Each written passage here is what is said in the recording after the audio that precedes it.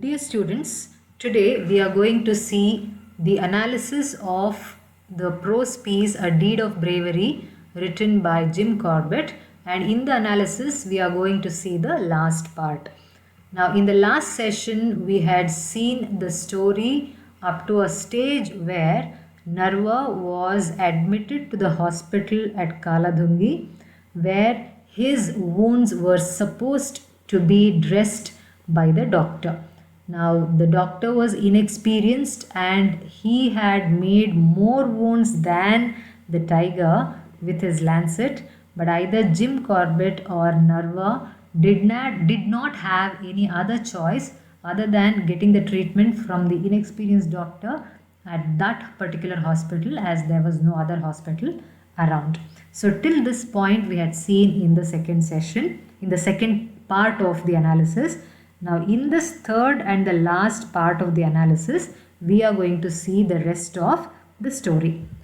Now Jim Corbett had understood one particular aspect of this country where the poor people, if they have to eat, they have to work. So they have to earn their bread on a daily basis. Now this was true with respect to Hariya and Narva as well. So to make them get well soon, Jim Corbett was trying to do his best. Now Narva was wounded. He was so much wounded that he was not able to work at all. So his wife had to look after him, not just him, but also her 3-year-old daughter and her young baby as well. So this was understood by Maggie, who was a nurse there, and she was helping in her own way by supplying all the necessary things for both Narva and his family. For Narva in the hospital and for the family members to their house. So Maggie also had understood the problems of these people and she had contributed in her own way to help them. Narva and Hariya and their families left the communal hut after 3 months. Narva was reduced to skin and bone at the time of leaving the communal hut. The only good thing that we can understand here is Narva did not die. He survived the fatal attack by the tiger. So that is the only good thing that has happened here. But how does he live and how does he continue to live is again a question. He left the hut with a right arm that looked as though it could never be used again. The author received the first-hand account of the incident from Hariya on the next day of the accident. He wanted to understand. Actually, Jim Corbett had heard about this accident through Maggie, but he wanted to get the first-hand information. So that's why he talks to Hariya the next day, and then he tries to figure out what could be the reason for the attack of the tiger. The author was convinced that the tiger's encounter with Narva was not accidental. Sorry, it was accidental and it was not intentional. Now, the tiger did not want to trouble the people who came in that path of jungle, but it was purely accidental attack. To satisfy himself, what Jim Corbett does was he wanted to confirm for himself whether his reconstruction of the event was right. He followed the track the brothers had taken the previous day. So he goes through the same path, through the same jungle where Narva was attacked by the tiger. So he wanted to know whether tigers are there which are waiting to attack the human beings who cross that path, or whether it was an accidental attack. So he wanted to know by himself. So he goes through that path and he was ready to shoot the tiger if the encounter with Narva was not accidental. If it was intentional attack by the tiger, now Jim Corbett was fully equipped to shoot the tiger also, and he was very well known for shooting tigers and leopards. So he was ready with all his equipments. Now, shortly before the two men arrived, now after going to that place, he realizes what could have happened there. He figures out the entire incident. So he understands that before the two men arrived at the strip of high grass, the tiger had killed a sambar stag. It carried it into the grass close to the right hand side of the track, and when Hariya entered the grass, the tiger heard the rustling and then attacked Narva. The tiger might have thought that these men are trying to disturb the tiger, or it might be thinking that these men are trying to snatch away the food that it had already hunted for itself. So, to protect itself and to save its food from the people, it had attacked. So, this was the reason for the attack of the tiger. So, here he was a few yards behind Hariya and a yard or two from the turning at right angles to cross the grass. The encounter was indeed accidental. So the entire incident Jim Corbett figures out to be accidental, and he feels at peace thinking that he doesn't have to kill any of the tigers. The grass was too thick and too high for the tiger to have seen Narva before it ran into him. So he understands very clearly about the background situation of the entire accident also.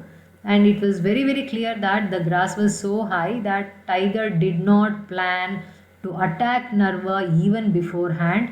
So it was doing its own job, and when it hears the rustling sound of somebody walking close to it, it just attacks as a self-defense. It did not want to be disturbed. That was the only reason for its attack. So it did not intend to attack, or it did not wait to attack the human beings who walked that path. So this aspect was very clear. This idea was very clear. So he was very happy thinking that he doesn't have to kill any of the tigers here. Also, it didn't make any attempt to savage Narva.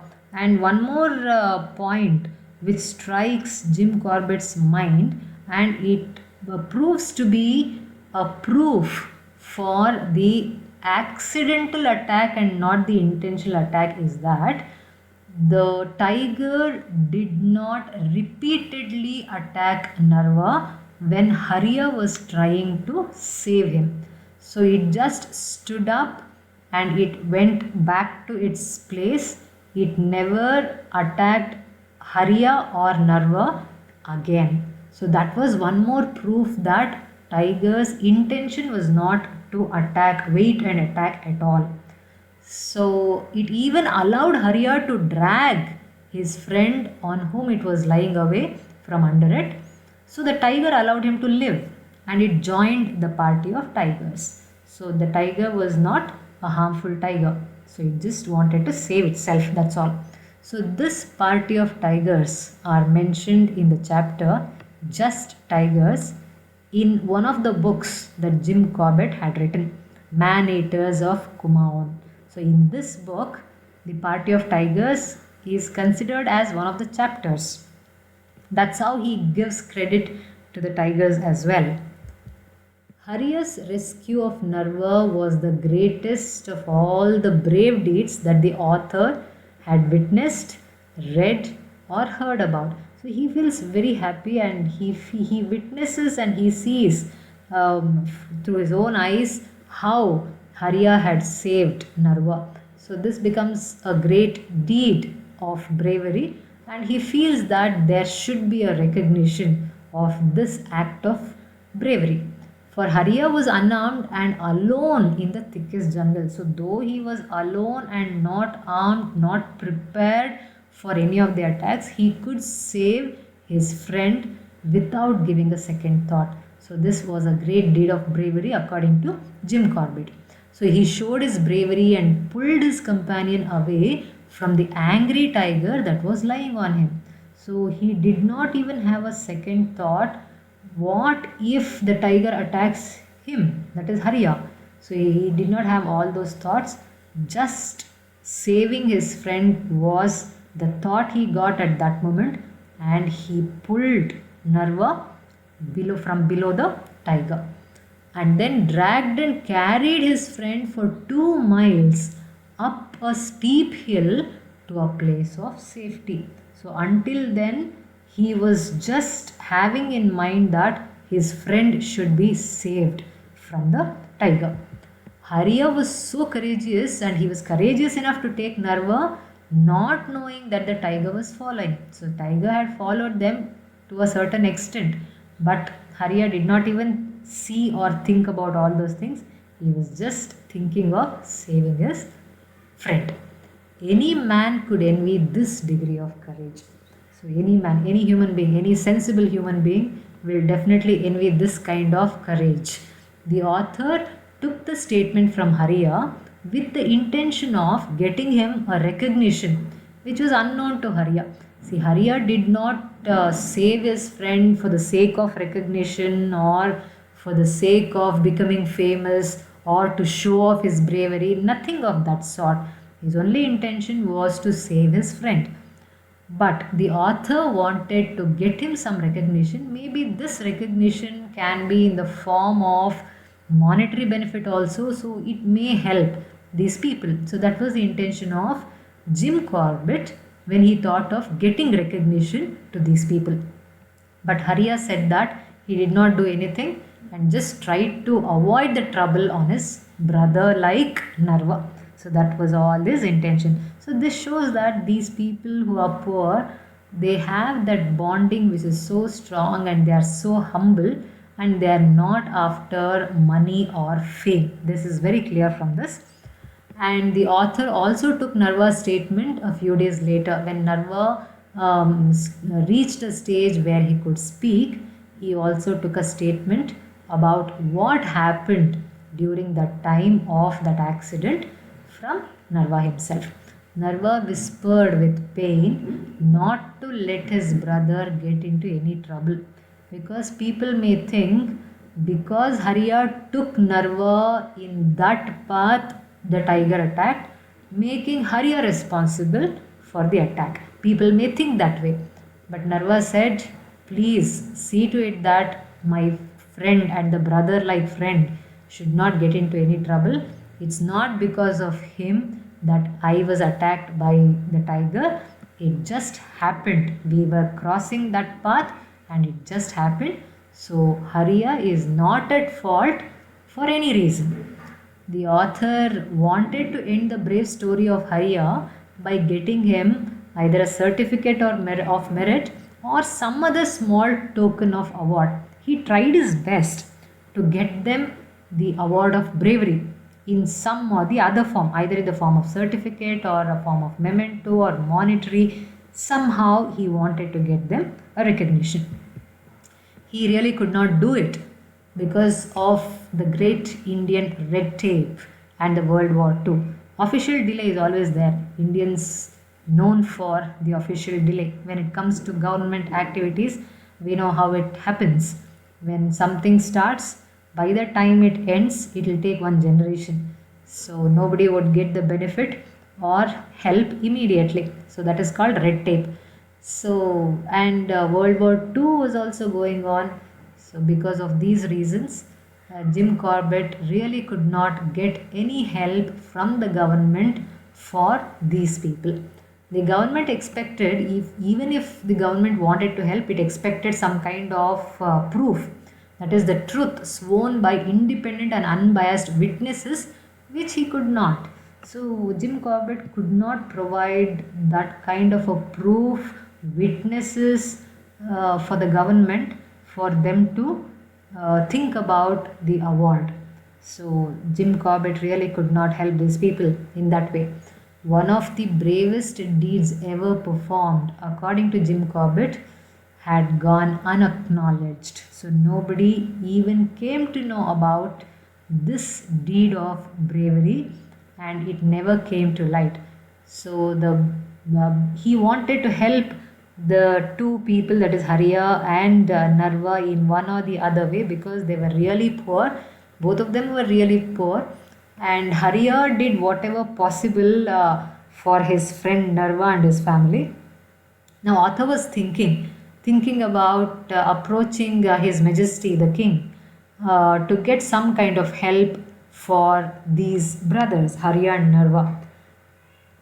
But then his thought was a little disturbed because of the World War.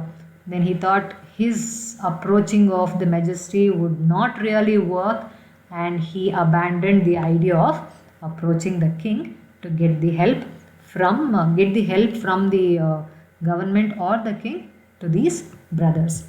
Now, government did not reward the real brave people as there was no evidence, but Jim Corbett was there to see the after effects of this bravery, and though he knew that this deed of bravery is one of the greatest deeds that he had ever witnessed, he could not do anything. But the only thing that he could do as a writer was to document it and bring this to light and make people know about this deed of bravery, which was unacknowledged by the government. He wanted it to be acknowledged by the common people. So that's why he documents this deed of bravery of the unsung heroes in his writing, and that's how he does his job as a writer.